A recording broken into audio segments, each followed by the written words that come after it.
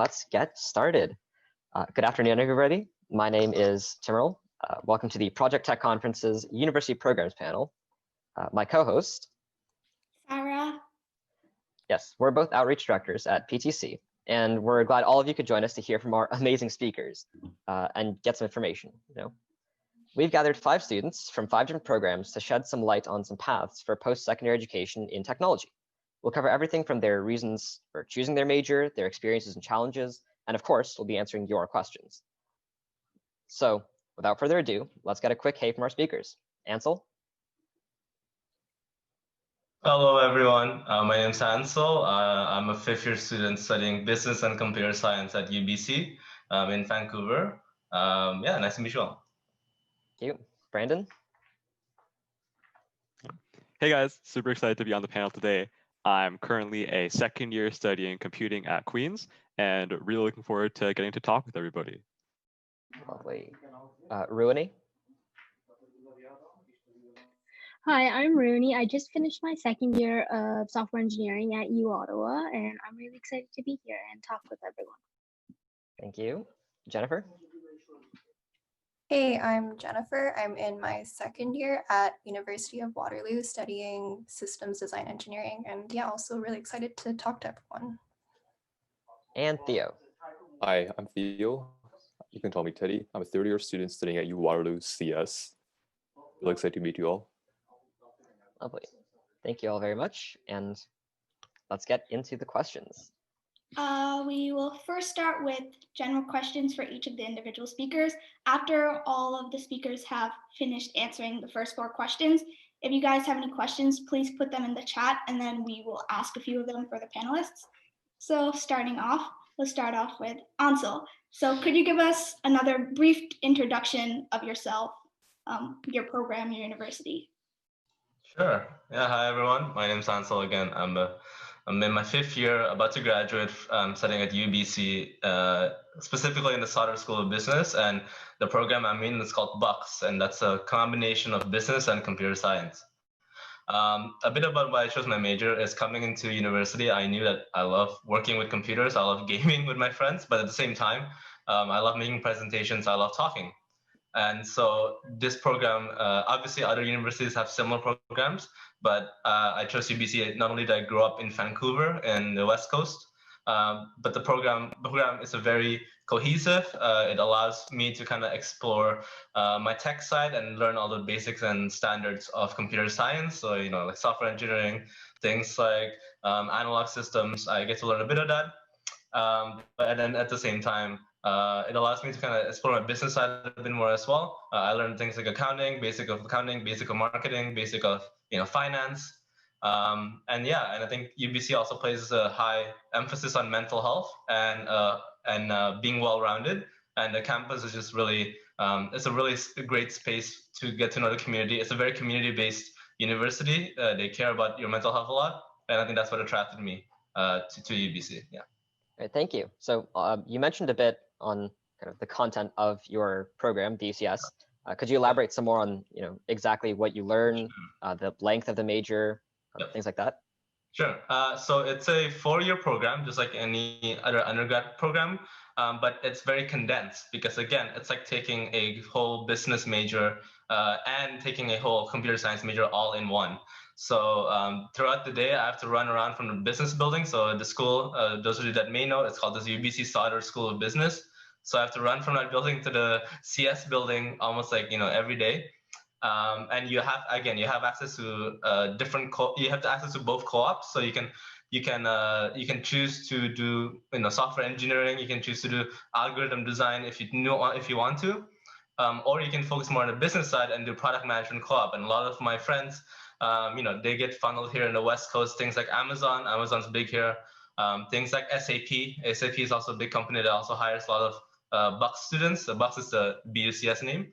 And yeah, I think just the major is it's very condensed. There's not much electives, but it does teach you a very rigorous, intensive program with the core concentration of the typical algorithm, software engineering design of the computer science side, and also the core foundations of business like case analysis, financial analysis, income statements, things like that. All the business stuff. You also get to learn that as well.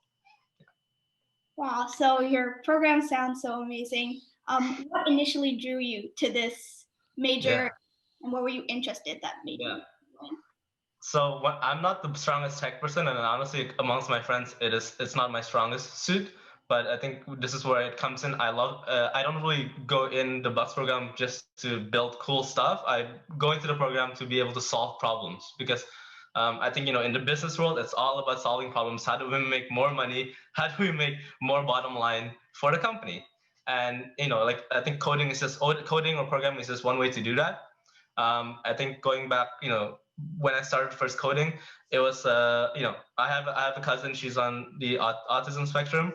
And I built her like a simple little app that plays music using JavaScript, just like really janky JavaScript, very simple JavaScript. And then from that moment, I realized, well, yeah, that's pretty cool. I can build things that help solve problems, no matter how small, how silly, or how big they may be.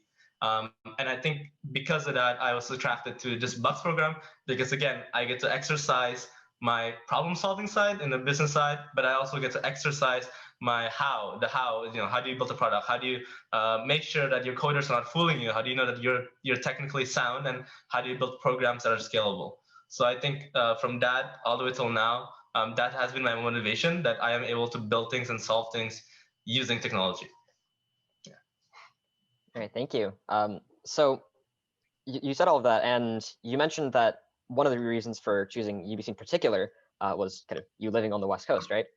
Aside from that, why did you choose UBC in particular for this kind of program? Right. This program has been around for about 10 plus years. I think not only is it West Coast and near me, but again, the whole campus atmosphere at UBC is something that I would say is pretty unique. Again, they place emphasis on mental health. I was able to join clubs, like, I joined my marketing club at my business school, and we went out to do the socials, we did events together. There is a really good sense of community that UBC instills on the students if you choose to get involved. Obviously, if you don't get involved, you don't partake in it.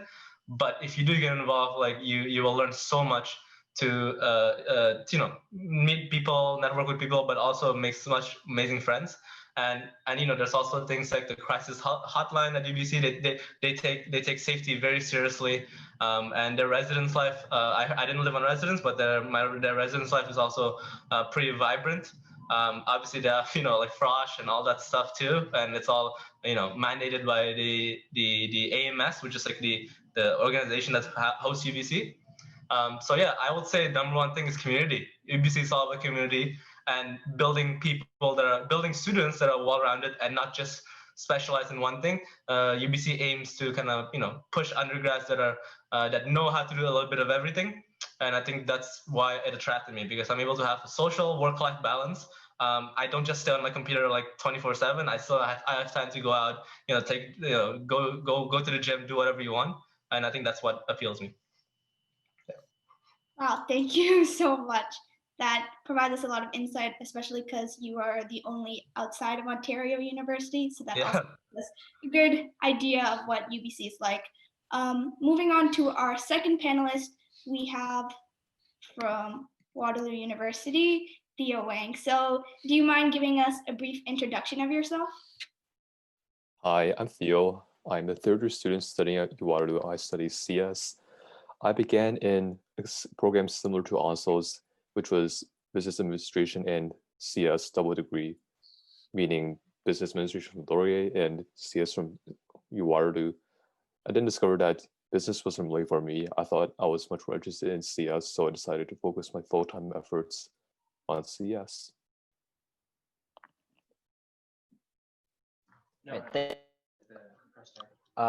So would you mind giving us a brief introduction of your major, that is the major you started with, which is the Business and Computer Science double degree, as well as just the computer science program you're in now, and kind of your reasons for why you switched and what you think about your program now?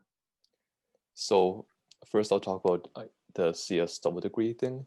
So I guess that one is, well, you study computer science and you study business. So you have very few elective choices because most of your elective courses will be used to basically fill requirements for your other degree. It takes a little longer to complete the CS double degree thing. It's a 5-year degree. You do 5 terms of co-op. So that's 5 4-month terms of co-op.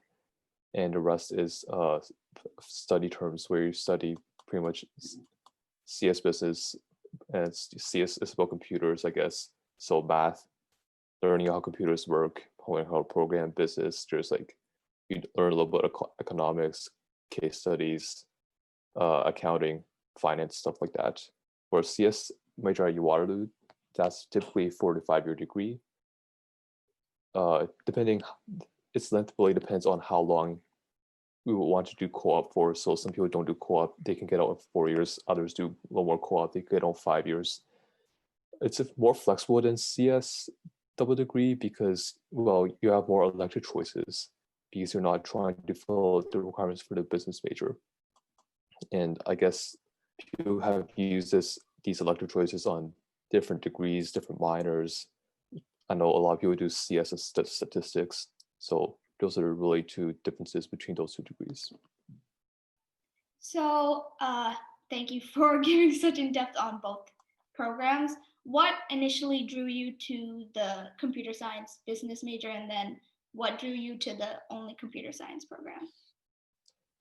Well, I think that before university, I really didn't know much about either majors. So I was like, okay, I'll have a bit of flexibility if I go into CS and business because I can just switch to CS later on if I don't like business, or switch to business if I don't like CS.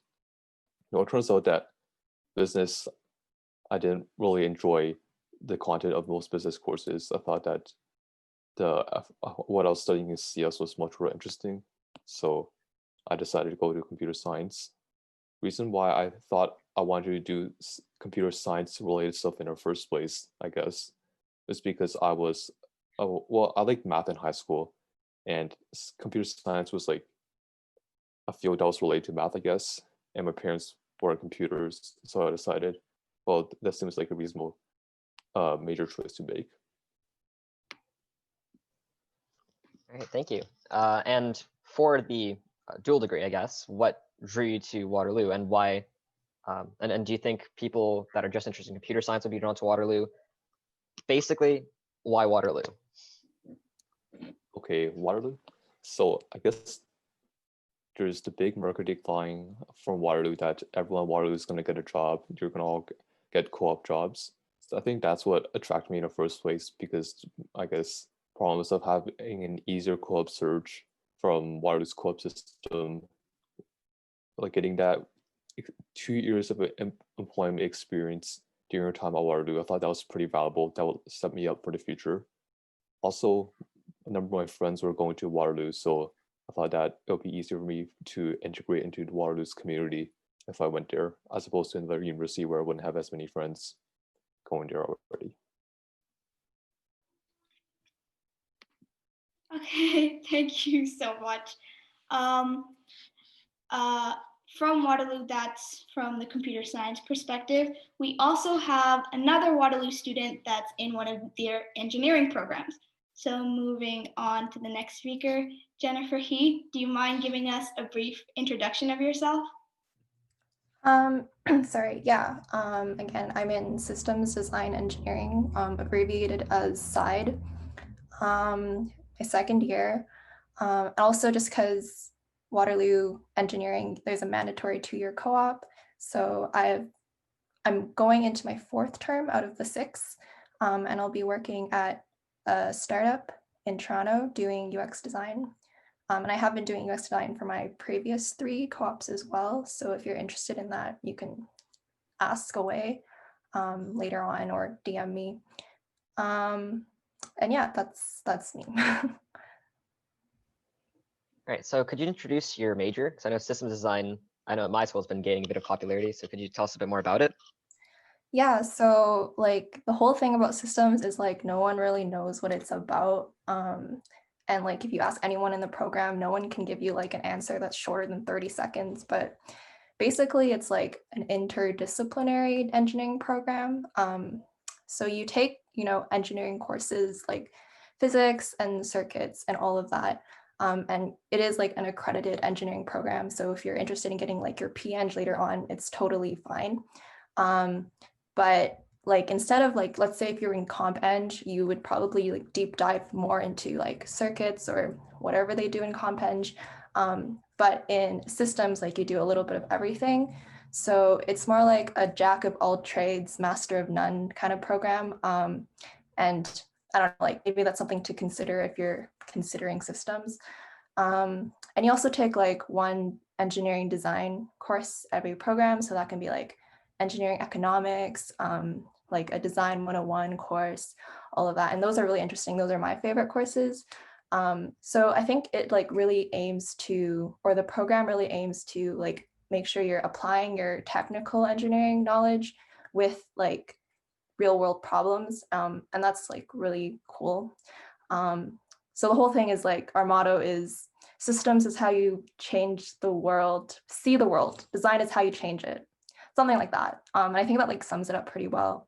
And it's also a 5-year degree because of co-op. Yeah. And what drew you to this particular major? Yeah, like initially it was because I honestly didn't know like what I was gonna do in high school. I knew like I wanted to do something technical. And I think that's like why I was initially drawn to systems, because I knew it was more interdisciplinary and also like engineering. So it hit like both of that criteria. And then I like heard about UX design, and it got me interested in like the design courses we take in systems, even though like I didn't even fully understand what UX design was.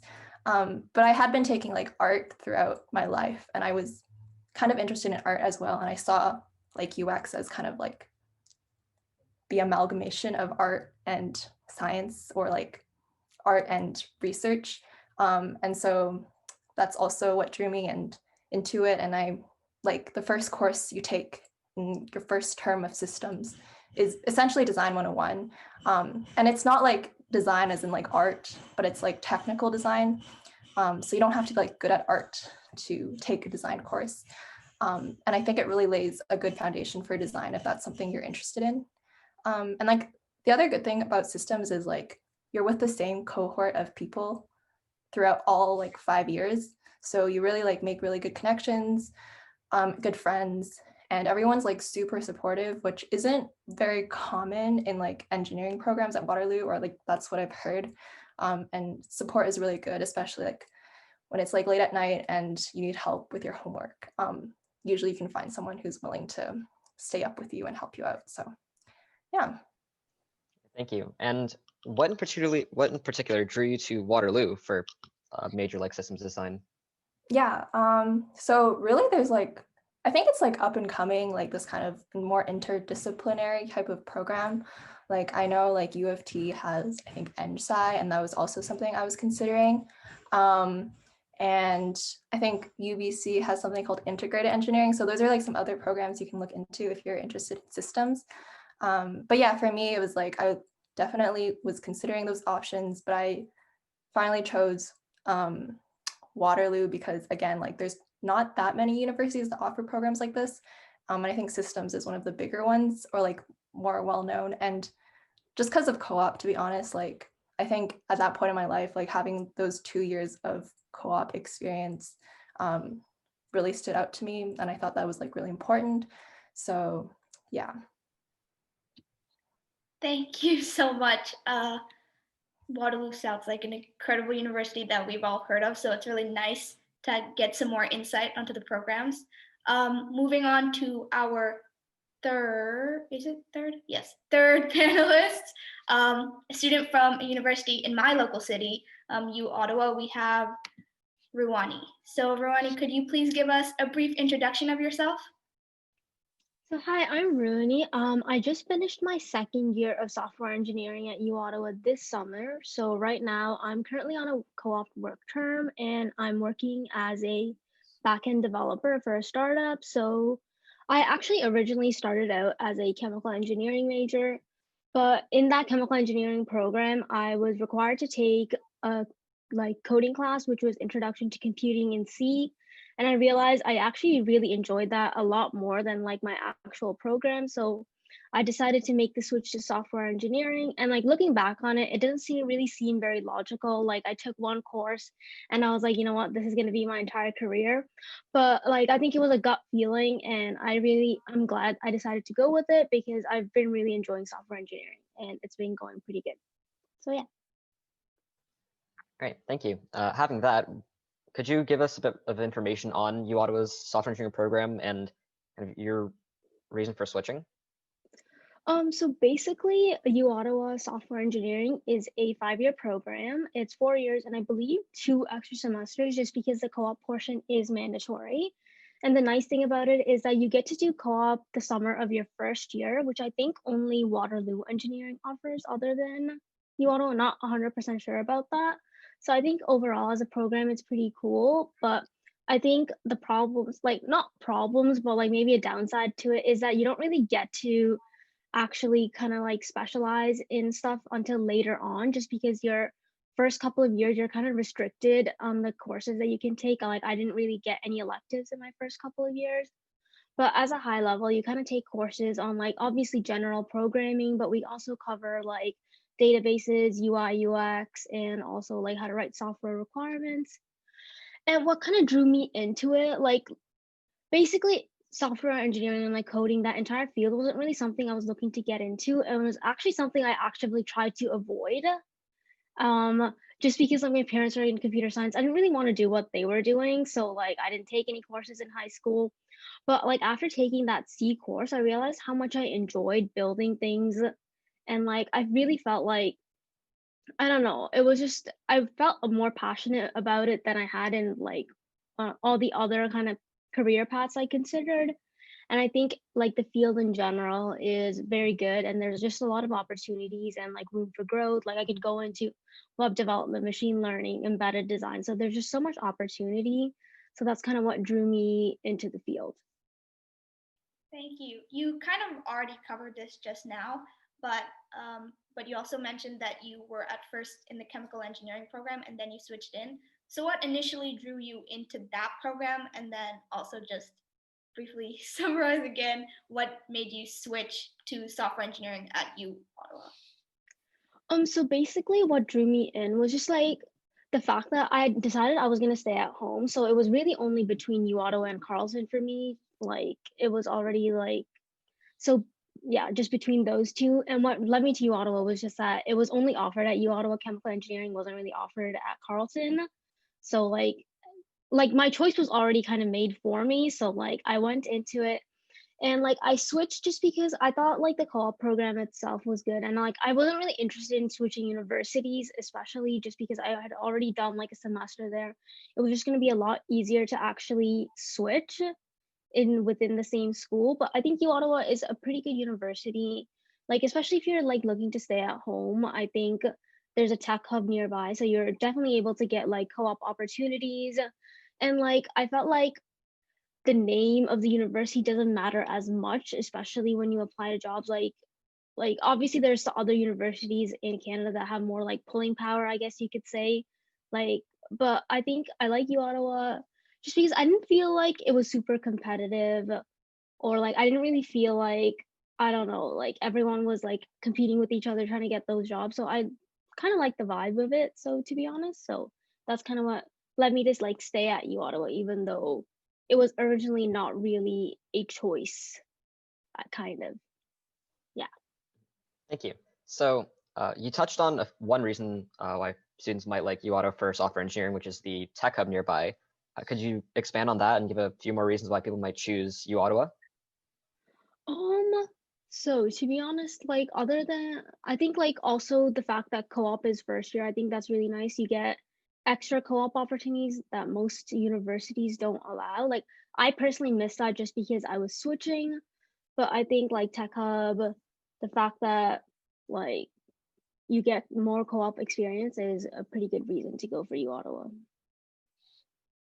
Okay, thank you so much. You provided a lot of in-depth information for a lot of people, and it would be useful for me too, because I'm definitely looking into U Ottawa as one of my options. Moving on to our last panelist, we have Brandon Yee, who goes to Queen's University. Could you please give us a brief introduction of yourself? For sure. Awesome. Thanks so much. Really happy to be here today. Hey, everyone. My name is Brandon, and I'm currently in my second year of computing at Queen's University. I'm really excited and interested about all things like tech and software engineering. I really love building cool stuff. I go to a lot of hackathons, things like that. I try to be like really involved in the tech community, stuff like that. Outside of school and tech and other things I do on my free time, I love to cook. I like to bake. I play a ton of video games, and I also love to watch anime. So yeah, really excited to be here and answer whatever questions you guys have about universities. Lovely, thank you. So first question off of that then is, could you please introduce your major? For sure. So I think the first thing some people might think or wonder when they hear that I'm from Queen's Computing is what the hell is computing? I know because that's kind of the first thing I wondered when I read that I would be answering this question on this panel. So I had to like Google like what is my major? I have no idea. But yeah, so basically how I would describe computing is you can think of it as kind of just computer science, but maybe a bit more broad, right? You might be wondering how it's different from computer science, computer engineering, or software engineering. But computing is really probably just about, I would say, all things computers, right? Whether it's the theory and the math or the application, it can be software to hardware. So I would really just think of it as computer science, but maybe a bit more broad. Honestly, on a lot of like job applications and other places where they ask me to fill out my major, they usually don't even have computing as an option because it's not super common along all of universities, like computer sciences, for example. So I just put computer science. They're like very, very similar in terms of like the courses and the content you learn. One thing that's really, really cool about computing at Queen's is that how they kind of capture that that like a generality in the degree is they have a lot of pathways for you to choose from in terms of what you want to do in your schooling. So at Queen's Computing, we kind of have two divisions. You can either have a computing major or you can have a computing specialization. So the difference is if you take a major, it's less strict course requirements than a specialization. They're more general courses. You have more room for electives. You have enough room to do a minor if you wanted. And we have a bunch of different major options, which are fundamental computation, data analytics, AI, game development, and biomedical computation. And then for a specialization, the difference is that there is a stricter course requirement. The courses are more specific.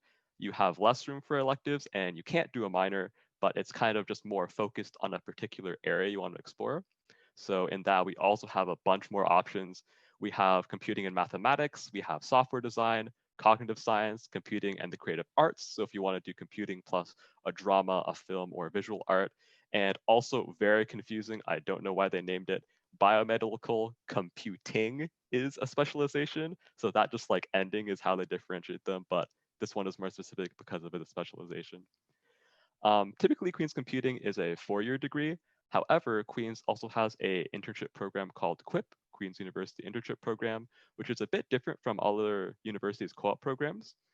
QUIP is a 12 to 16-month work term that you do once if you choose to. So that would extend it to a 5-year degree.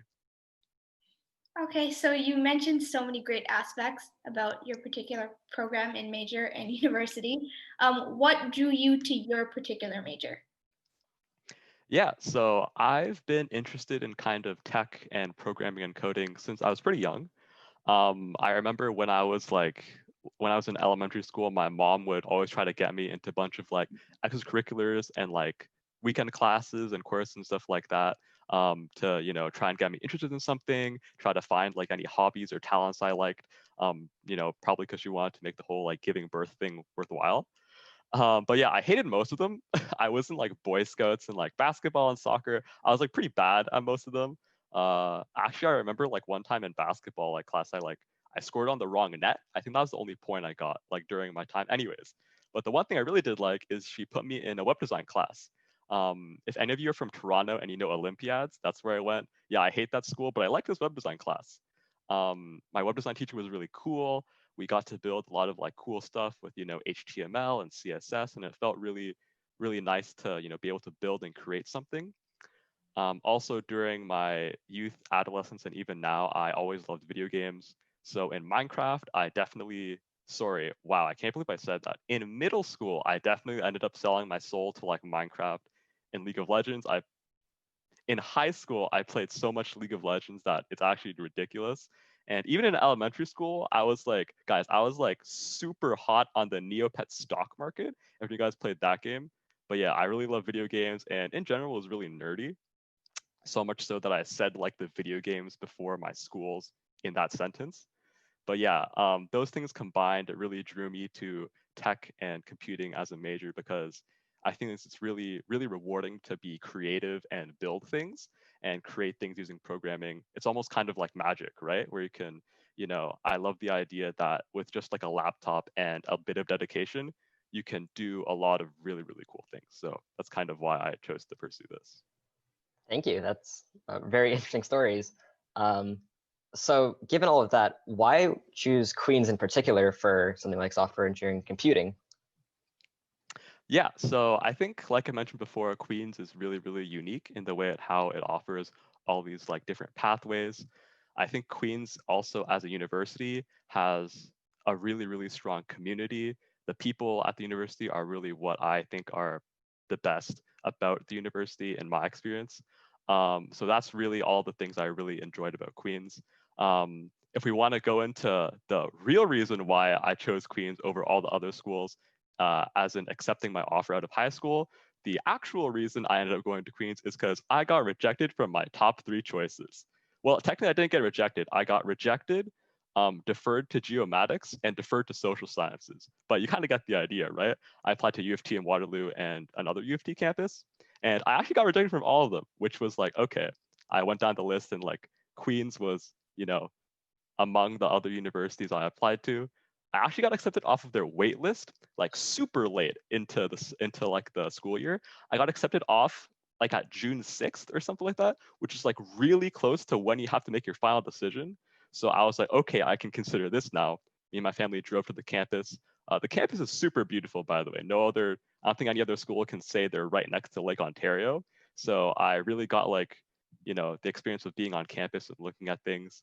And I also realized that kind of living away from home, Queens is in Kingston, I'm from Toronto, would be an experience I would really value. So I ended up going to Queens off of my other options.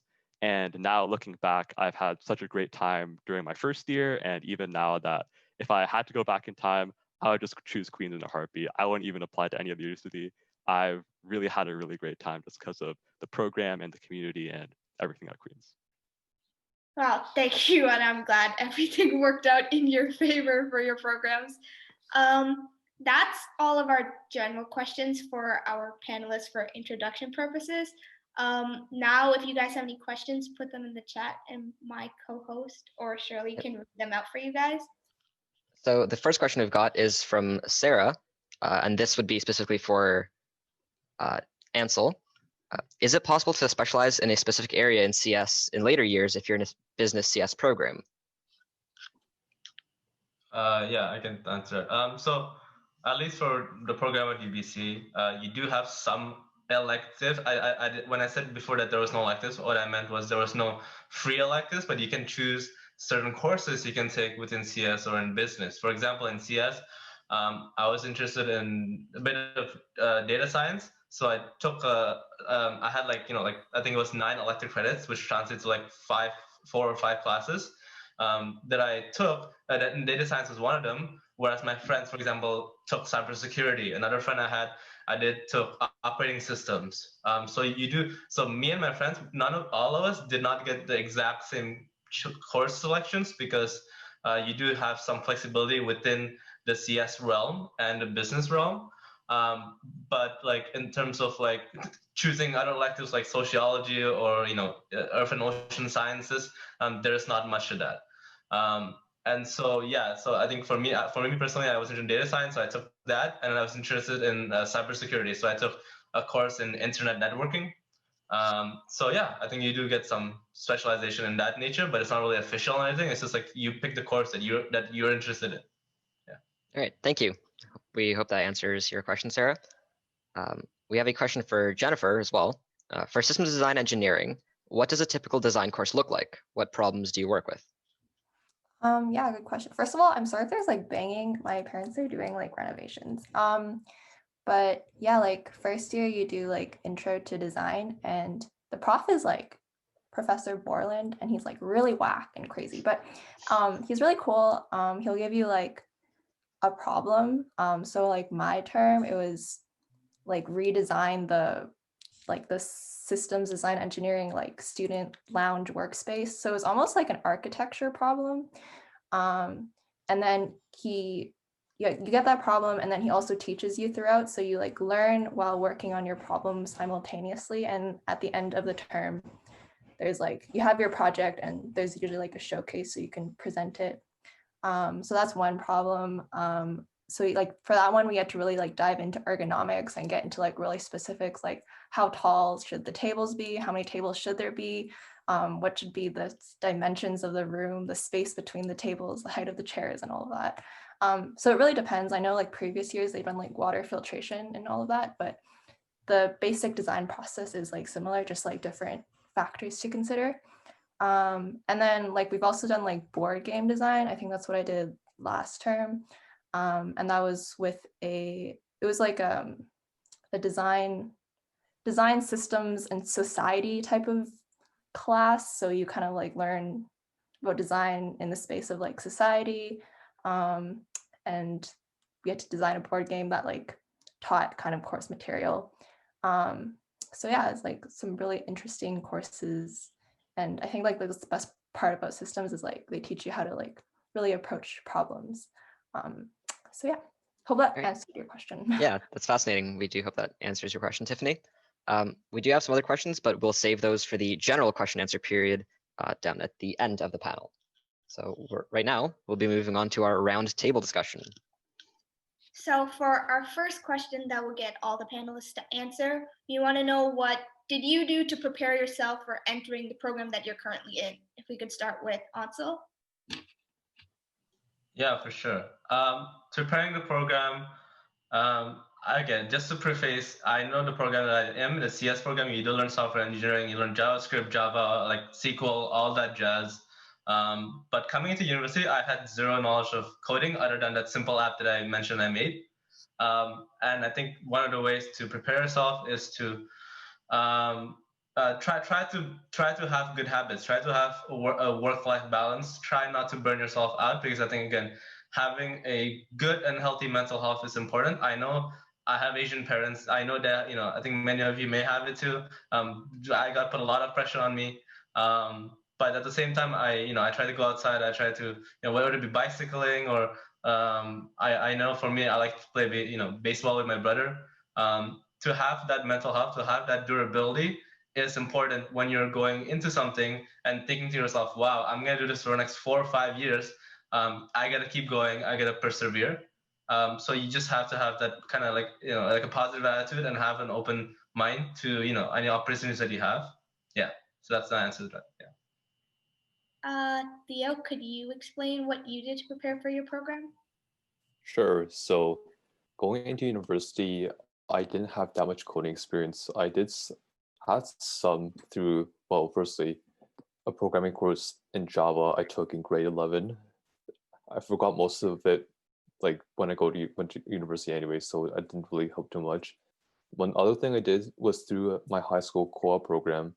I did a co-op at some web development company, and I learned a little bit about like web development, SQL, PHP, stuff like that. I recommend that if you're interested in CS related fields, try to like get some work experience in the CS field. That way you can either like put it on, or you can like that'll help you in the future if you find out you like CS related jobs, and if you don't like it, well then it's good that you figure it out early. Okay, thank you so much. Jennifer, did you do anything in particular? Honestly, I don't think I did. And I would say like definitely like before you head into university, take the summer to relax and spend the time with your friends. But I will say like, because I guess I was like interested in UX, so I kind of looked into that. And then I did some research about UX and more like what it was. So I would recommend like if you're interested in a field that you're like a little bit uncertain about, like look into it and look like into what a day in the life of like that career looks like. I think that's pretty valuable just because like you probably are going to be applying to internships. And also I think I'm talking about UX. I feel like there's probably only like one person here who's interested in UX, but if you are, like, I would say like look into maybe starting a portfolio, because that's something that's like a lot of employers look for if you are looking into like UX internships. And it doesn't have to be like super crazy or anything, just like pick a design problem, how would you solve that problem, go through your process and all of that. And I think that like that would really set you apart just the summer before. And I think it can also be like pretty fun. Yeah, I definitely didn't do that, but I think that that would set you above other candidates. Yeah. That's very insightful. And I think building a portfolio or looking into projects before you head into university in the programs that you're interested in is helpful for into tech. Ruwan, did you do anything in particular before you went into your program? So when I switched into software, like basically the timeline was in my second month of my first semester, I was like, I don't want to do this anymore. I'm going to switch to software. And basically what I did was I changed my entire course sequence for the winter semester. And then basically what the time I had to prepare was 2 weeks in that winter break. And basically by the time I got there, I had just finished my first set of university exams. So I was a little tired. So I didn't really do much preparation, but basically, like, I think I went on Code Academy, looked up a Python course just because I didn't know Python back then, just to get a general idea. And like, to be honest, I wouldn't suggest like over preparing yourself. Just like Jennifer said, just take the summer off. Like, but if you are interested in like just like what everyone else said, kind of like looking to work experience, which can be a little difficult to find for some people. But if you can't really get work experience, looking to making side projects. That's kind of what I did like that first summer after I switched when everyone else in my program was working. Like the side projects I did were horrible. Like they're all private on my like GitHub. Like you would never be able to see them again. But the thing is like doing them kind of helped me get better at coding. And so like my first couple of internships, like my first internships, those kind of helped me set myself a little apart from everyone else, just because like instead of like taking the summer completely off, I did work on side projects. But yeah, so I think that would be a good idea. Yeah, so that's kind of it. Thank you. Brandon, did you do anything in particular to prepare? Yeah, I can speak a bit to that. So or I guess I should say I cannot speak to that because I'm really enjoying reading through like the notes I've made, and the first bullet point here is did nothing to prepare Lamau. So I would definitely echo the same kinds of thoughts that Ruwani and Jennifer said as well, where I wouldn't say it's super necessary to prepare in terms of like learning coding languages or doing a lot of that before your first year if you're feeling kind of intimidated by the courses. I already had quite a bit of coding experience before I went to Queen's, but for Queen's specifically, I can also speak to kind of their course structure. So they actually have two options for first year CS courses that you can enter into. One is for people who have at least a little bit of experience, and one is for complete beginners. So it's designed, you can take this course, enter the stream, even if you've never touched like a technical coding language or anything like that before in your life. So in this way, for Queens at least, it's super accessible to join the program whether or not you have the experience. And I don't really think it's super necessary to, prepare anything specific in the summer before going to university. I would definitely just say, take the summer to relax, have fun, make some memories, and definitely if you want to pursue some like learning, side projects, even work experience, to for your own benefit, to sharpen your skills, or just to do something you're interested in, definitely go for it. But I wouldn't say you have to prepare really hard if you're intimidated by the coursework. All right, thank you. So overall, we're hearing a lot of make sure you enjoy and relax throughout the summer before. But of course, a lot of the panelists mentioned pursuing side projects as a way to sharpen your skills.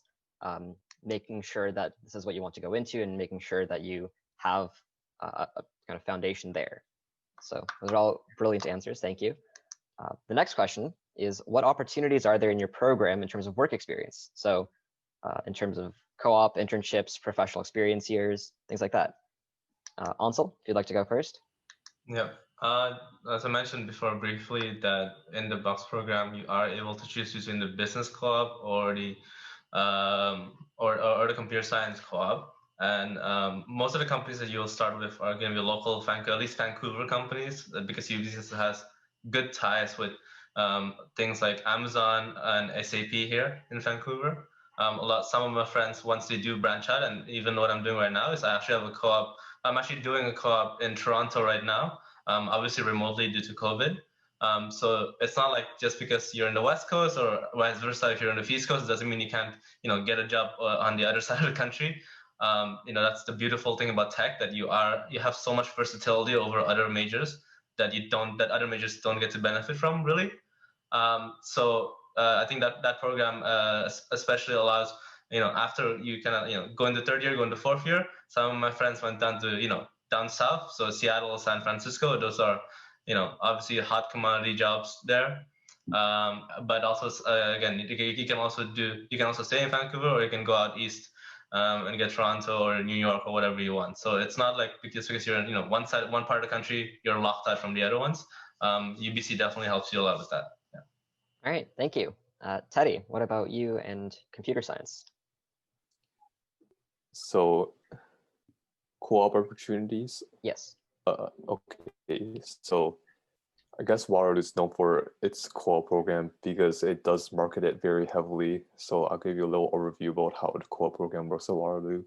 Essentially, you're going to be mixing work terms, which is 4 months of doing an internship, and with study terms, which is just school. So every other term, when you're in school, university is going to give you a website. It's called Waterloo Works, and say, find a job on this website or elsewhere, but find a job.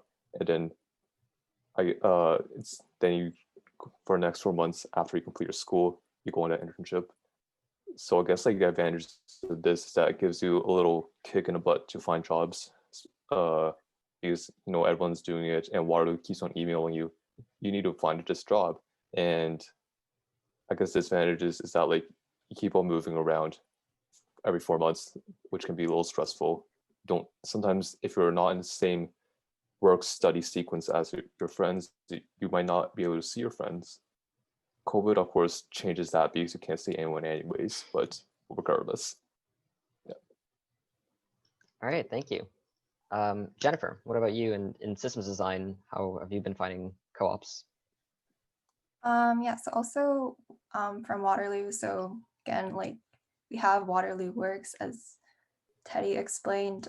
It's basically like a job board with a bunch of jobs, and you can filter to the ones you want. And it's like pretty good because I know there are like employers who hire specifically through Waterloo, but again, like going to Waterloo isn't going to guarantee you a job. At the end of the day, it's like how hard you're going to work in order to get the jobs you want.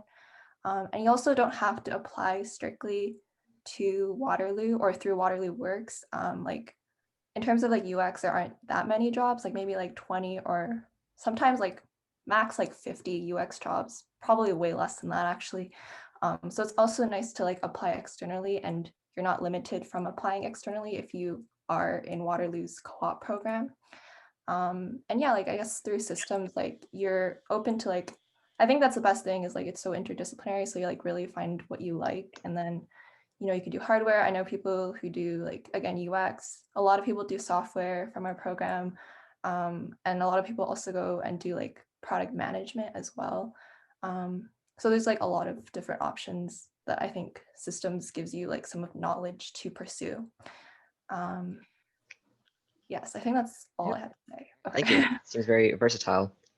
RUWANI, do you have anything about University of Ottawa's co-op program? You mentioned that it was good before, so would you like to add to that? So basically it works similarly to Waterloo's. I believe like basically we have 4 months of working, 4 months of studying, and usually like the general sequence is that you alternate between the two.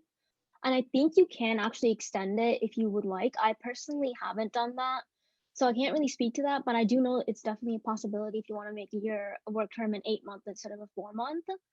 And so basically you apply through the U Ottawa Co-op Navigator. And basically the nice thing is that it's just one resume and like you don't get to format it at all. It's formatted the way U Ottawa wants it to. And you basically apply through the Navigator. And that means that like those are jobs specifically for U Ottawa students. So you can actually just mass apply just because it's one resume and you're not really expected to change it just because that's what everyone else is doing. So I found my first 2 internships through the U Ottawa Navigator. So I think it's pretty good to get yourself like started in the industry, especially like someone like me. I didn't really do much in high school to kind of get interested in the tech world. Like I hadn't done hackathons, haven't had like co-op, like high school co-op experience. So it was really nice to get yourself like a push into the industry. And like a lot of the jobs are like the Canada North, like Tech Hub. And I think there's also government jobs, lots of them just because U Ottawa is the capital. I personally have not worked in the government, so I don't really know how everything goes over there. But like, there's just lots of opportunities, and like, I've been applying on my own for my like just for the following work term that's coming up in the summer. So I can't really speak to how well that's gonna go just because I just started it. But like, you are definitely able to apply and like find your own co-op. I just think you have to let the co-op office know that like, hey, I found my own one. So yeah, I think it's pretty good. I know some people have some issues with it, but like I think in general, it's good to get started, like to get started in the industry. And if you want to do your own thing later on, you can definitely do it. It's just because software is mandatory co-op, you are expected to find a co-op either through the Navigator or on your own. So like you can't just drop co-op. All right, thank you. And Brandon, do you have anything to say about Quip? Yeah, for sure. So when it comes to Queen's kind of way to support co-ops and internship programs for its students, it does not offer a 4-month co-op work term program like a lot of the other universities you've heard about through this panel. What it offers is Quip, which is Queen's University Internship Program. And Quip is a 12 to 16 month, so a year or longer work term that you can take after your 2nd or your 3rd year. I'm currently in my 2nd year, so I actually haven't gone through Quip. But what it is it's a job portal. I would assume kind of similar to Waterloo Works or the one at U Ottawa, where you're allowed to be connected with all of these opportunities and positions for a 12 to 16 month work term. And you can take that if you want to after your 2nd year or your 3rd year, or you don't have to. It's completely optional. So it's a bit different than maybe some of the experiences at the other universities because it is a longer work term and it's only one that's offered instead of kind of the split up 4-month work terms. What this does is that if you choose to do a longer work term, many students have commented that it kind of gives you a more in-depth experience. You're kind of more like a full-time employee during your time there because you are there longer. But the downside is that if you want to find an internship on your own, maybe during the summers, sometime outside of your 2nd or 3rd year, outside of that time frame, you would have to do it on your own, which is definitely possible. You can cold apply to a bunch of positions online. You can contact recruiters or anybody you know involved in tech industry. And there's also a lot of opportunities at tech fairs, career events, and hackathons. So it's definitely not as straightforward to apply for a 4-month co-op term if you're going to going to a program like Queen's that doesn't offer a job portal for it, but it's definitely possible. And that's how I got my internship last summer. So it's definitely a bit different than maybe some of the other co-op programs, but it also has its pros and cons. Thank you. So for the audience, that's 4 different universities that have very interesting co-op opportunities that you may think of when you're applying for universities. For our next question, if the panelists could give us like a brief summary of some of the challenges that you have faced thus far in your university life. Ansel, if you could start us off. Yeah, so I think one of the things that I briefly mentioned before as well is that the program is 4 years, but I had a really tough time whether to be graduate early and or do co-op and take 5 years. So I ended up picking the second option. Right, so right now I'm in my 5th year because I've done kind of like 3 different co-ops before, and I think for me it's just about again, I like to emphasize this again and again. It's like mental health, keeping work-life balance, making sure you take breaks for yourself. But I guess on another note, it will be, everyone has different paths, and I think with my degree, obviously a lot of my friends can go into business more or go into tech more. You have to reach out to mentors or people that are in the industry. I think it's like some of the other panelists mentioned, to get a sense of trusting your gut that you're making the best decision that you can given the information that you have. And so that indecisiveness can sometimes paralyze me. And I think that's where I have to kind of take a step back and look at the drawing board and say, hey, what do I actually want to do with my life? And obviously I'm a fifth year, so adulthood and like being out in the real world is like knocking right around the corner for me. So I don't have much time left, so to speak. But yeah, it's all about, I learned better to kind of trust my gut, to talk to people, and to also set time aside to really think about, what do I actually want to do in my life, and whether a career in data science or in CS or whatever it may be is the right one for me. And I think that deciding that is actually quite challenging for me. Yeah. Thank you. I think a lot of people can relate both in high school and in university. Theo, do you have anything to add? So challenges I face, I guess. I think the biggest challenge for me personally was finding balance, because I think it's very easy for me personally to let one part of even my university to consume all others. Like I think like I can spend a lot of time just obsessing over like job hunting or like studying or something like that. So to remedy that, I guess I've been trying to get myself into a more of a routine. I think that's important, especially during asynchronous learning, where you can wake up at any random time, sleep at any random time you want. Routine, I think, really helps me structure my day better. So like I keep my sleeping pattern tight, like on a good schedule. And it just helps me, allocate my time better in a more balanced way. I mean, that's good advice. Jennifer, do you have any challenges that you faced throughout university that haven't already been mentioned or you'd like to add on? Yeah, so I think like one thing for me was like getting over being constantly rejected from like internships. Because I don't know, you're applying to internships every 4 months. So sometimes it's like 8 months out of like 12 months in a year, you're being rejected from jobs, which can be kind of, I don't know, it can kind of throw you off, like, and you can start to like question yourself and like whether you're good enough. And maybe that's like part of it. Like maybe a part of it is like you're not good enough yet for the job, and you don't have the skills yet. But I think it's also learning that like there are so many other factors involved in job hunting that you don't see because they're behind the scenes and they're never exposed to you. And maybe just like I'm trying to learn to not take it personally and see it as like, oh, these people just don't like me and who I am as a person.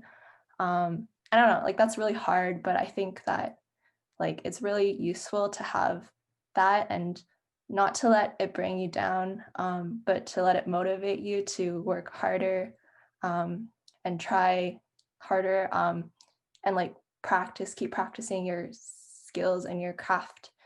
And it's not really, just try not to give up, even though it can make you question like everything you're doing in your life. So yeah, I would definitely say that that's like the biggest challenge that I'm facing, or I have faced and I'm still facing. But it's good practice for like in the future, when you get into like the profession, or when you like graduate and then you have to like actually look for a real job. Yeah. Yeah, thank you. I think that's something we'll definitely keep in mind and then also consider, given your great advice on how to come back from it. RUWANI, do you have any challenges that you faced during your university career? So I think my biggest challenge was just like switching in general. Like I said, it was like logically what I did didn't really make sense. So when I switched into it and I was like, oh, am I an idiot? What am I doing? Like, I shouldn't have been here. Like I should have just gone back to my program. So there was like a lot of self-doubt just because it felt really overwhelming to be like, oh, I'm learning Python for the first time, but everyone around me kind of learned it in grade 9. What am I gonna do? I'm gonna do horrible. I'm not gonna get any internships. Like everything's gonna fall apart. So I think that was a challenge that kind of resolved itself like as time went on. So like I realized like I could actually do the work and like, you know, I was able to get internships. So like it wasn't really the end of the world. But I think that's something a lot of people in high school kind of relate to just because like you're going into university and you're like, oh my God, it's gonna be horrible. Like I'm not gonna do well. Actually, I don't know if it was everyone. It was just me, maybe. But like I feel like you do definitely do feel like a little sense of like being overwhelmed and not being able to handle it. And like just like Jennifer and Teddy said, like having a work-life balance, like learning to understand when things don't go right, it's not always your fault is really good advice. And like personally for me, like while I was like relatively scared to go into university and I thought like I wouldn't do well, like university in terms of like school has gone like a lot better. Like I have a lot less time than I did back in high school, but like overall, like I've had a better experience, like at least academically in university. So yeah, I think it was just a challenge that kind of resolved itself. So yeah. Thank you. Brandon, do you have any challenges that you faced or anything you'd like to add? Yeah, for sure. So I definitely felt a lot of the same challenges that were already talked about by all the other panelists. Rooney, you're definitely not alone in being like kind of really overwhelmed and stressed about entering university. So I guess in my case, the biggest thing I would think is maybe the best thing about university, and also one of the biggest challenges, is that you become a lot more independent in a lot of areas of life. So I know academically, maybe some people here can relate. Back in like elementary school, middle school, most of high school, I was kind of the kid where like I didn't really feel I needed to study like or work that hard to get like really good grades. And then around maybe when grade 12 hit, I was like, oh my God, this content is getting like a lot harder, and I do not really have the good study habits that I prepared and good work ethic to prepare for this. And then that kind of enhanced itself in university, where in my case, I was moving away from home because I'm originally from Toronto. So academically, the coursework became a lot different. There, I felt like I needed a lot more structure and routine, similar to what Teddy mentioned in like kind of my day and what I'm doing with my study habits and such to kind of keep me more grounded and keep me productive. And also not only academically but just socially, making friends is always really stressful, especially when you're maybe in a different city, or not even just a different city but kind of a different environment than what you're used to. So I would definitely say the kind of independence and learning to handle all of that without being too overwhelmed is probably my biggest challenge. All right, thank you very much. So again, we're hearing a lot of stuff about kind of mental health and keeping that kind of positive mindset, trying to minimize how much you're getting overwhelmed, remembering that regardless of what failures you face, you can overcome them, and developing skills, and as you go, they start to resolve themselves sometimes. And keeping good study habits. That's something that I know a lot of us are going to have to develop. So our final question for our panelists before we go into the general question session is, what advice would you give to high school students who are currently in the process of choosing their major? If you'd like to start with ANSEL again. Yeah, and I think number one advice I have is, again, talk to some people you have there in university that are doing the majors that you're interested in, even if you may not know them on a close level. For example, there's 4 other great panelists here I'm with. They're excellent, smart people you can talk to after, and obviously, I think other than that, if you have big brothers, big cousins, or friends of friends, use all this. And this is in business. This is called networking. You have to network your way into gaining as much knowledge as you can, such that you can make a good decision that you think is best at that time. And just because you choose a major doesn't mean you're locked through it. You can always switch your major. I think one of the things when I joined this program with Bucks is that I had my one foot in the business door because I liked accounting. I thought my heart was set to go into accounting because I actually like doing it and I actually like the subject matter. And so if I were to want to pivot into accounting, I was able to. because again, I am a business student, I'm a business school student. So that was, I think, one flexibility that I had when deciding to choose as my major. Whether that major allows you some flexibility to, you know, switch to other majors in worst case scenarios. And yeah, I think, you know, you cannot predict what's going to happen 3 years from now. We cannot predict that COVID happens. So honestly, again, the more people you talk to, the more knowledge you'll gain, and the more confident you'll be in your decisions. And I will say, you know, I think the applying fee might be like $100, $150, $50 nowadays for universities or colleges. But I'll say apply to as many as you think you can handle. I remember I applied to McGill, U of T, like Waterloo. I think I did all the works, and it was my decision to end up going to UBC after much consideration. So I think, you know, applying a lot to them, if you are able to, obviously, is also a good idea, because then it's better to have more options in front of you than less options, obviously. So yeah, that would be my general advice. Thank you very much. Now we'll move on to Teddy's advice. So in terms of choosing majors, I think that like this is something that can be changed usually. So I don't think this should be something that people stress about too much. Of course, like there's some majors that have too little space and too many applicants. So that means like if you want to go into those ones, you would have to keep a high GPA. So keep that in mind. If you're like choosing majors, don't stress too much about it. Just keep in mind that like your options aren't that really unlimited after you enter university. In terms of like choosing universities, I think that also this is not something you need to stress about too much, because people don't really put that much consideration on what university you went to, like, or even if you went to university at all.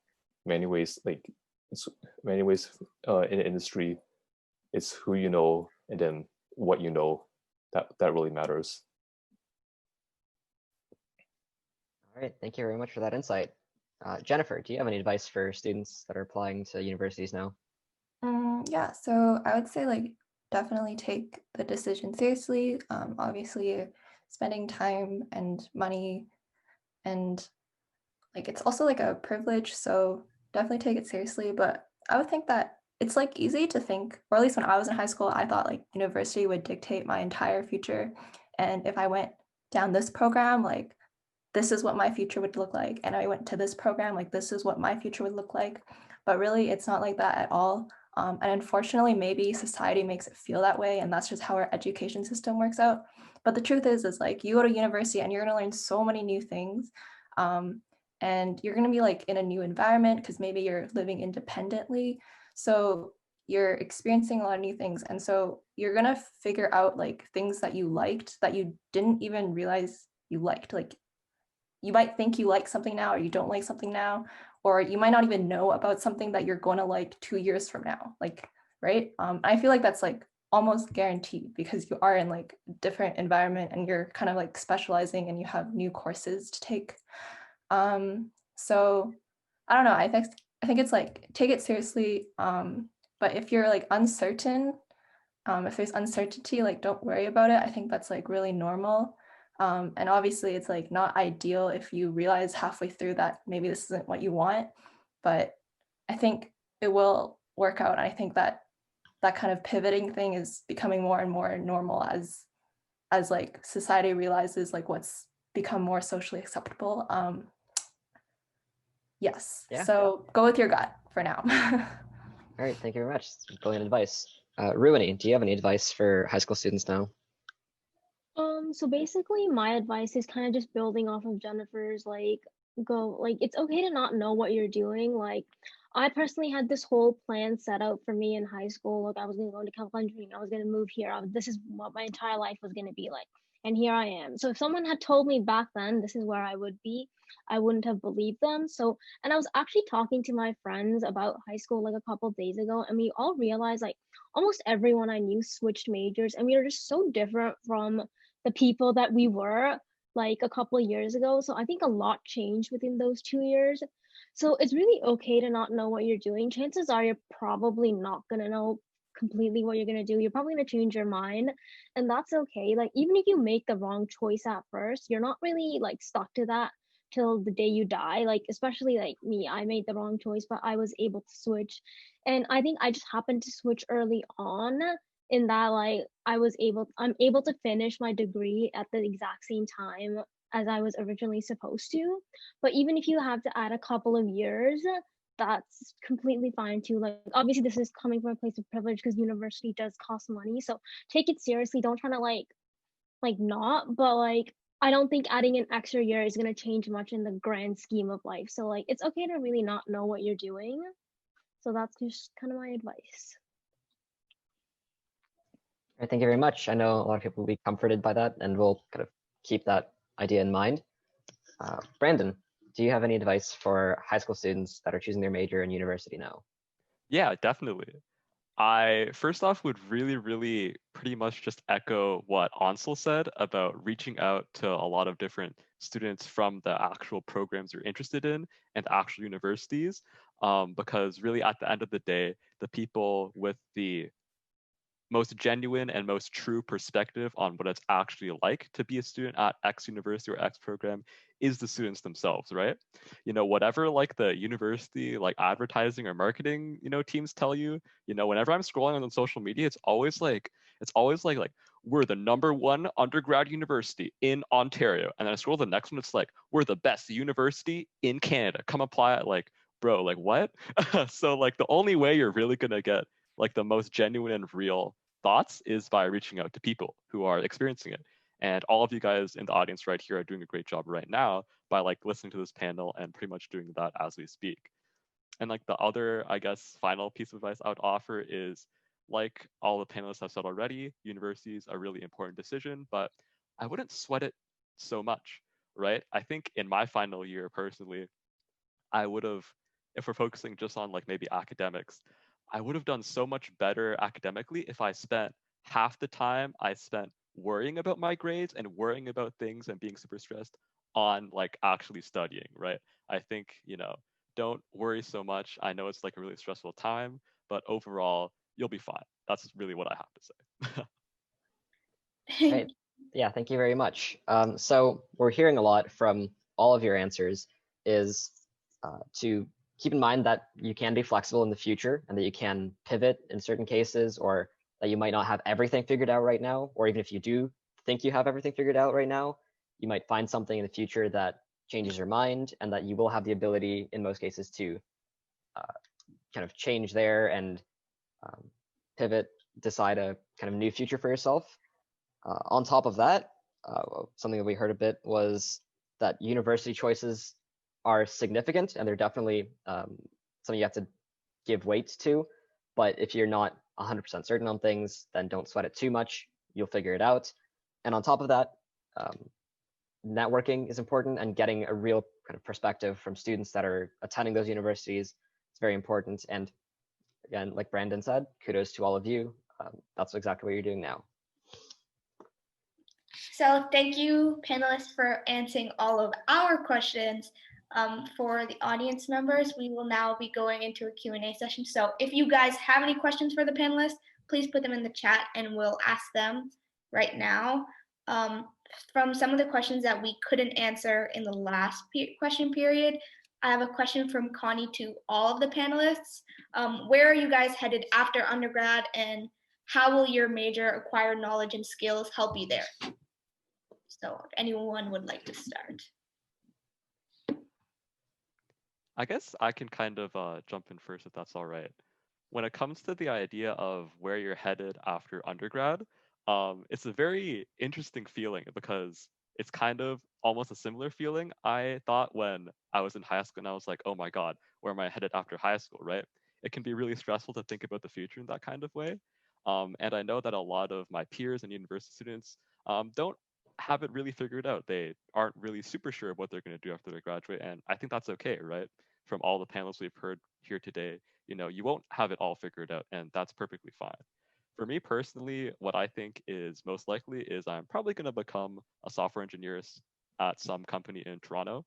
And I think, my pathway to that kind of end goal is not too out of the ordinary. I'm, doing my computing degree and, doing as much as I can to get work experience through internships. And I think when it comes to how my major gives me the skills to get there, I think, honestly, not everything you learn in every course at university will be relevant in the industry, for example, but kind of the experience you get just by being there. And of course, like the degree you'll earn at the end is kind of how you get your foot in the door into maybe a new grad position or full-time work. So that's kind of it from me. All right, thank you. Does anybody else have any comments on where you're headed?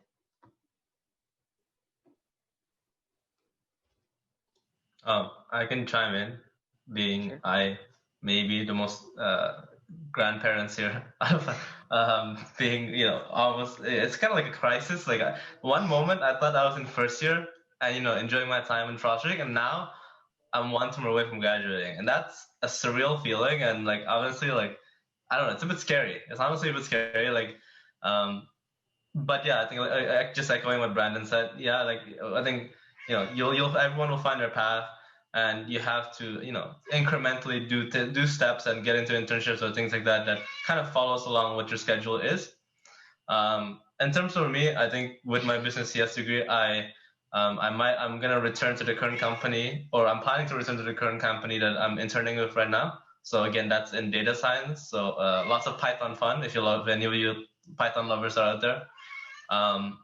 So then I am also planning to make a move to Toronto because my girlfriend actually got a job in Toronto. So by the law of association in computer science, as they say, I have to go to Toronto as well.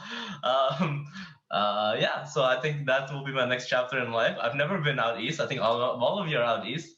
I know the COVID cases are not so great right there right now, but I'm excited towards that. And yeah, I think it's like a zoom lens. Like imagine you're using a microscope. As you get older and older, as you get more senior going before graduating, that zoom lens will get sharper and sharper. Oh, there's my cat. I'm so sorry. The zoom lens will get sharper and sharper, and then you'll think about what you wanted to do back in first and second year or third year, and then it will become more and more concrete later on, and that's just an end product of your ambition or your vision. So I think, yeah, don't worry too much about it, but definitely do take steps to reach there, and the lens will become clearer and clearer as you get closer and closer to graduation. Yeah. I'd like to echo similar sentiments as the previous speakers.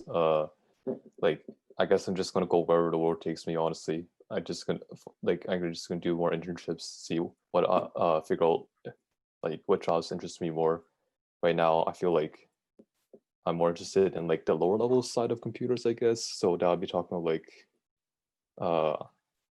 like just like sort of like, I don't know how to describe it. Like I thought like OS courses, building stuff like many emulators or like compilers, stuff like that sort of interested me. So like the lower level stuff of computers were interesting, but I don't know if I can get a job in that. I'll just try to see what I can do in terms of like future career paths. Like I've seen computer science graduates going to a lot of it's just like software engineering jobs. That's like startups, tech companies. I've seen some people change their career paths in computer science entirely. I know there's one graduate from my program who just became a chef. Just a random decision to make. So like really it's hard to predict the future. No one can predict the future.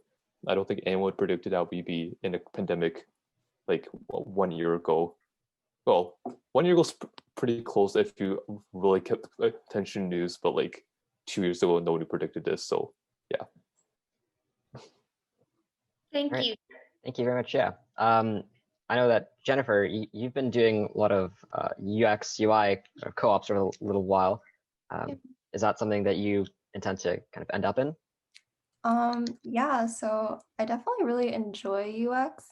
And like I see that as an option for me in the future. And I actually was gonna like just jump in now and say like also grad school is something I'm recently starting to take more seriously. Like personally in high school, I was like, I'm just gonna go and do my 6 terms of co-op, and then I'm gonna get a really good paying job and live my life from there. But obviously I don't know, like that might still happen, but like I didn't even consider grad school in high school. But now I'm like looking at it more just because I've realized I really like learning. So that's also something I'm considering. And also like just recently going through a crisis because I feel like I've decided too late and I don't have like research experience or any of that. So that's like a personal thing I'm going through. But I think like one thing I'm interested in is definitely like human computer interaction. And that's like kind of similar to UX. And a lot of like the basic methodologies are like similar to what you learn in systems design. So yeah, definitely looking into that. And also looking at like perhaps research opportunities through Waterloo. Yeah. But did you have a question about like UX in particular? Or is that like, I feel like I just went off track from your question. But... No, that's about it. Okay. I guess like just to add my 2 cents in, like I thought I would be going into grad school in high school just because like that's what my parents kind of wanted me to do. So like that idea was like fed into my head. But right now, like I'm not really considering going. So it's kind of the opposite of what Jennifer's going through. Like I don't think I'll be going to grad school. Like to be honest, like I think for my future, I'm like more focused on like moving to like a bigger city, so like Toronto, New York, like anywhere. So that's kind of where like my mindset is going, like just like being able to get a job there. So that's like, and like I like more like back end development, so like closer to the server, like not low level like Teddy, don't like that, but like more like back end. So that's probably what I'm gonna be focusing on. And I guess to understand like how like my knowledge and skills, like obviously like technical skills definitely help a lot. And I think internships help a lot because like what I found is when I code my side projects, I don't really consider like industry standards when I do it, which is probably not the best practice, something I'm trying to get better at. But I think when you work at places, like there's like an industry standard that you have to follow. So I think those like technical skills are really good and you build them through internships. But like other skills, like Jennifer said, like getting rejected from jobs and like not having things work out your way, like I think those are probably the most important skills I've learned in university. And I think that's what's kind of going to help me later on. So I think university is just a lot about like falling down and getting back up. So yeah. Thank you very much. Yeah, so it does seem like the resounding answer is experiment. And then over time, I really liked Ansel's analogy in terms of the lens, that over time you'll kind of narrow in and figure out exactly what you will be doing. I think we have time for one more question if we got like some very brief answers from the panelists. Ending off in like a fun question. What are some extracurriculars that you guys do at your particular schools, either related to your major or not? I guess I can chime in first here again. I am part of a bunch of like tech clubs at my school, but I don't think those are as interesting as some of the more fun ones that I want to keep brief. In my first year, I was a part of baking club. Super cool. Every Sunday, I go to some place or the club leader's house with some friends and like bake like cookies or cake and stuff, and that was super cool. And I was also briefly, I had to drop it because it interfered with the course time. But I was briefly in improv comedy. That was super cool, really interesting, and maybe out of an element for a lot of people. But honestly, I laughed so hard during those few like meetings I was in. So those are some like really fun clubs I was a part of. I would highly recommend just doing a lot of interesting things.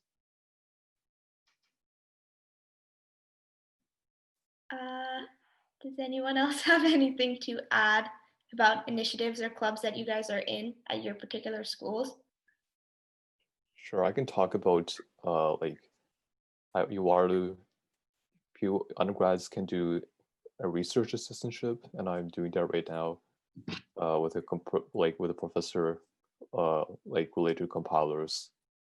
So I thought that's something that if you guys, it's more like, I guess it's not really like a club, like it's not really like extracurricular. Well, it is an extracurricular, but like it might classify more as like internships type stuff than like it's like, so like I don't know like if I have much of outside that. So yeah. That's okay. Does any panelist have any last I'll stuff? chime in here. So one club that I did was real quick is there's actually a health and wellness club that the business school at UBC has, and I give out free vegan food every month to the business students, and it's all paid for by the undergrad fees. I don't know how, but it is, because I think the undergrad fee for a business student is pretty high, because they assume that all business students are rich, which we're not, but you know, it is what it is. So yeah, that was cool. I gave out like green beans and like, I think it was like potatoes 1 month, and it was just me and like 10 others, and we're all, it's like a wholesome club. So that was pretty cool. And then another thing that I highly recommend people do, maybe a bit extra, not really school extracurricular, that I recommend is J'Explore. If anyone did J'Explore, please go do it. It's like a French program. You go to Quebec. I think some of you are maybe already in Quebec, so it doesn't make any sense to go, but I learned so much living for 4 months alone in the middle. I went to Chicoutimi. I don't know if anyone went, like Saguenay. It was super fun. Everyone spoke French. I was like the only Asian in like miles, and it was so scary. I went into malls, and you know, everyone was speaking French to me, and I was trying to understand, and it was super, yeah. But that was like between my grade 12 year and my year 1, and oh my goodness, that is a life-changing experience. I mean, I learned how to cook chicken. I learned how to cook like all sorts of things. So J'Explore, definitely go to it if you have a chance to it. And if you do not have the chance to it, the more junior program is called Encounters with Canada. That's also a great program, EWC. Go to that if you have the opportunity to. I went to Ottawa for that. Some of you are already in Ottawa, so it doesn't really make sense. But yeah, definitely the most memorable experience of my life before I get into the university grind. Yeah. Okay, thank you. I think that ends our Q&A portion. For those of you who had questions that we couldn't answer yet, we will be sending out an email with the contact information for all of our panelists and like LinkedIn and emails for some. So if you do have any outstanding questions that we couldn't answer in this particular panel, I'm sure that the panelists would be completely willing to answer some of your questions. To our panelists, thank you. You provided very insightful answers for all of us. And thank you. So thank you, ANSEL, Brandon, RUWANI, Jennifer, and Theo. You provided such in-depth information for these incredible undergraduate programs, but also you provided a lot of information that will be very useful for us on your personal experiences. I know that I learned a lot from each of your presentations, and I'm sure everyone else did too. On behalf of PTC Outreach, Timurl and I would like to thank all of the attendees for coming. We will soon be sending you a feedback form. We know that we've just now posted it in the chat, but it should be attached in the email that we'll send you right after with a feedback form asking for your insight on how you thought this event went. We will also, like I just said, provide materials relating to our speakers and contact information, and also other upcoming PTC events and announcements that we think you guys would be interested in. Thank you again. That is the end of our panelist event. We hope that you have an amazing rest of the day. Good evening, and you guys can log off now. Yeah, thank you very much, everybody. Thanks, guys.